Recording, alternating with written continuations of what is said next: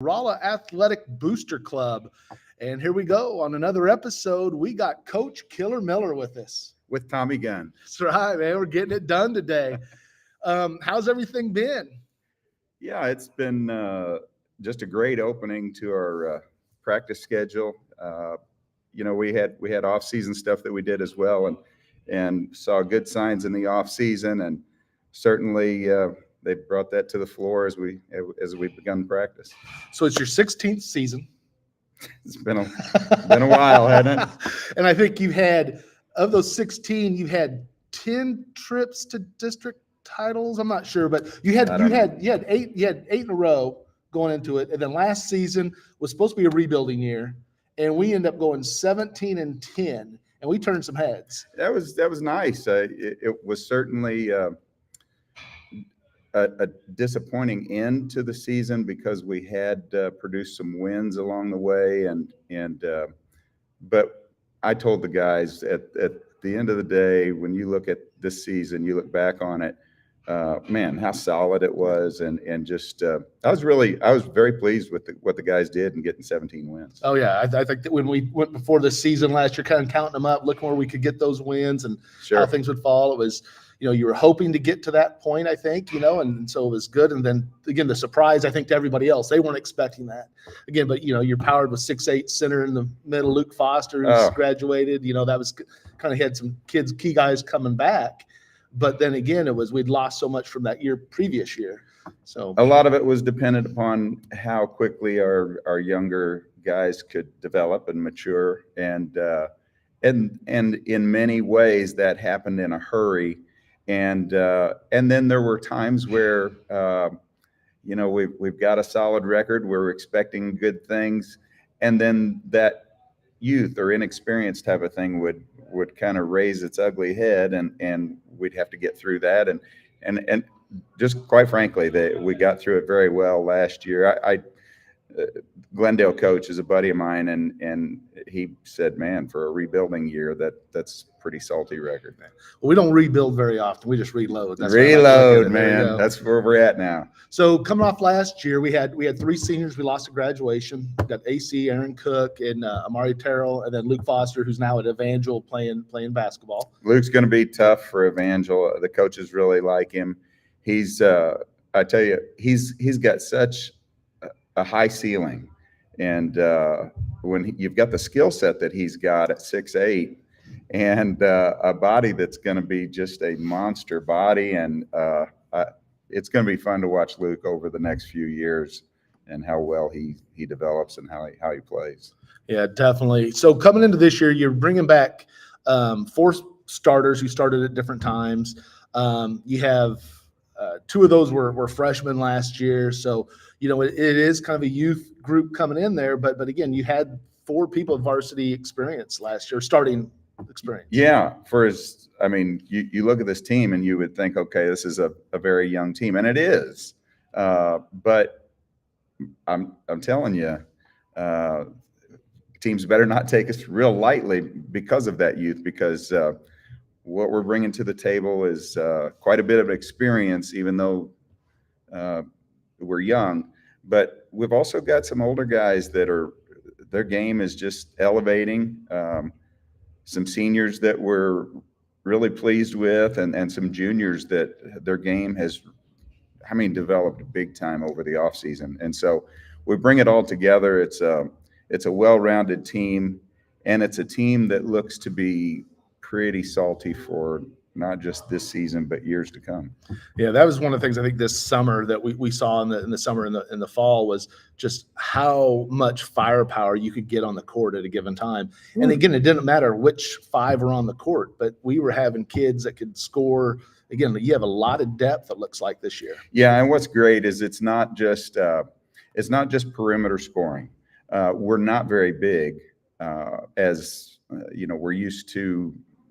We're not 6'8", and we're not 6'7". We're not we've had a few of those come through, but we do have a decent average height. But I tell you what, we can still score it in the paint, and that's it's just a tribute to the guys of how they've really worked to improve their inside game And yeah, I think we're going to be pretty balanced. Yeah, that's what's one of the things looking at is the ball movement. We had a jamboree on Tuesday night. A lot of great ball movement. Again, getting to open shots, getting the dribble drive penetration, to kickouts, to dump downs, feeding the post, and some of the offensive sets he had. He scored at all three levels on Tuesday against Elias and Lebanon. Yeah, it's nice to see that, we can fly up and down the floor, and we can flat out, we can shut it down and run a half court game. We can run a delay game and score out of a delay game. We've got so many different, and we can score inside, outside, mid-range, wherever you want.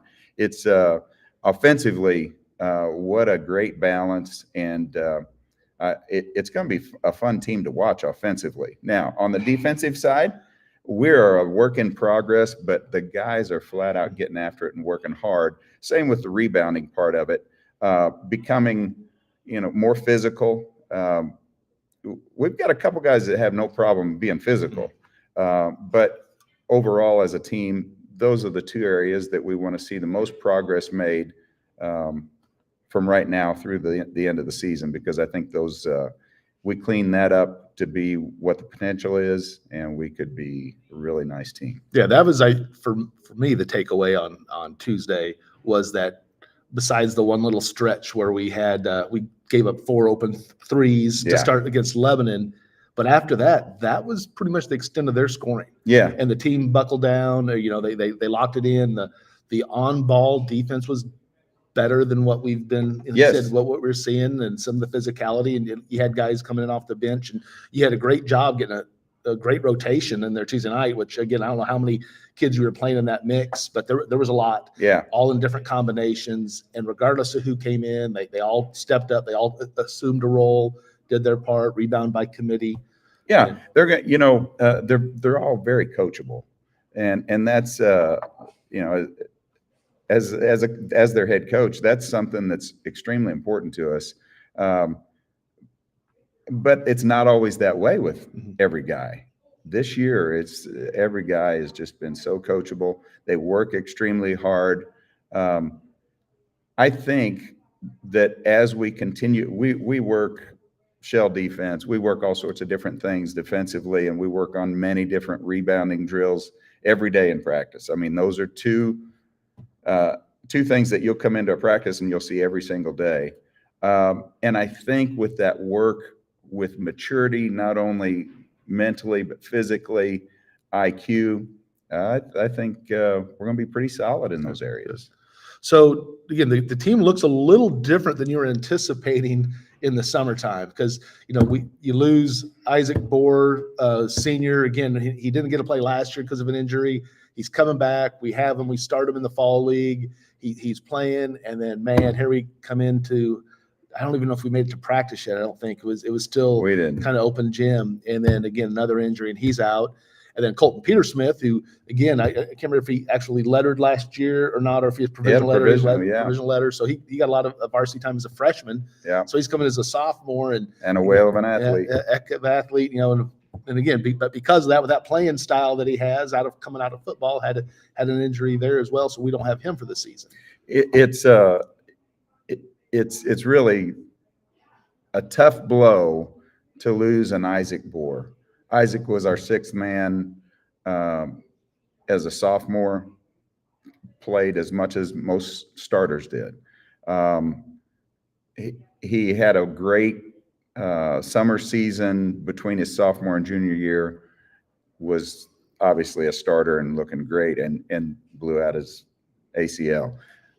Now we come along and that we just found out, I think 3 weeks prior to the season starting, he didn't even get confirmation until practice started that he's blown out his other ACL. And so, it's a tough loss for us in respect to Isaac, but I feel for the guy, because this is a kid that's put in quite a career trying to get there in basketball, but he's also got a baseball career, and I'm concerned that that's going to be a challenge deal certainly for high school going forward.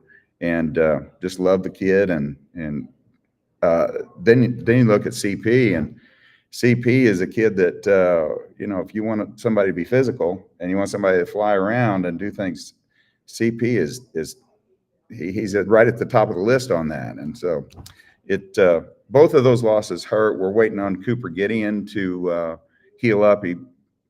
Last fall league game, he busted an elbow pretty badly. And so he's been out for a while and will be out for a little bit still. So we'll have everyone else kind of healthy going into the season? Yeah. We had Cam Brown had about a week there of a little bit of tenderness in hip flexors, and we think he practiced yesterday, and we think that he's back and strong and ready to go.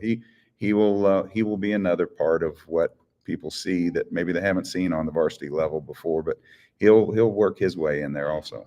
So opening night, tomorrow night, Bluefish shootout. Yeah. We have starting off the 7:00 game in the main gym. The Lady Bulldogs will take on Pembroke Hill. And also at that time in the practice gym will be our JV team taking on Cap City. Yep. And then we follow that up at 8:30 p.m. the nightcap. And you guys will be hosting Cap City varsity in the main gym. And then the JV game in the back gym will be the Lady Bulldogs versus Pembroke Hills JV squad.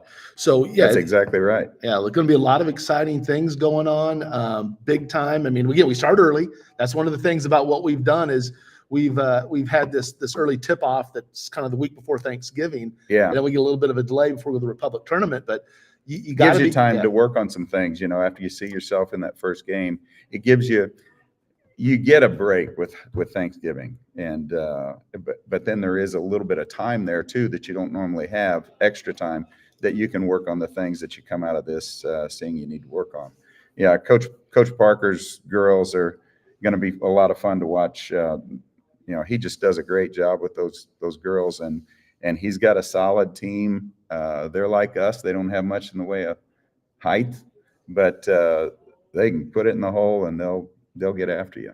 So let's look at the Friday night game then. So this is again the opening night. You're going to have again, you already talked about you're going to have a lot of kids that are going to be kind of coming through the process, and you'll have some hybrid kids going JV varsity. Yeah, that's going to be a good opening night. And again, Cap City's a team we're familiar with. Saw them in fall league, played them the last few years in this tip off. Yeah, what you're probably going to see Friday night, you're going to see a lot of we'll have 5 starters out there, but we've got a slew of guys besides that could be in that starting 5 just as easily and it not hurt us. We've got a deep bench. Some of it you're not talking a lot of varsity experience, but man, what they bring to the floor in the game that they've got. We've seen great growth out of Joey Foster, out of Tyler Litz. Those two at the Jamboree really showed well. And, not to mention our starters, and Jensen Thomas is back with some varsity experience, and Paxton Ledbetter is getting ready to step up. And it's funny that kid's got so much potential, and it's a matter of us finding a way to help him to realize how good he is. Yeah. And as that happens, we're going to get better and better because he's part of that size.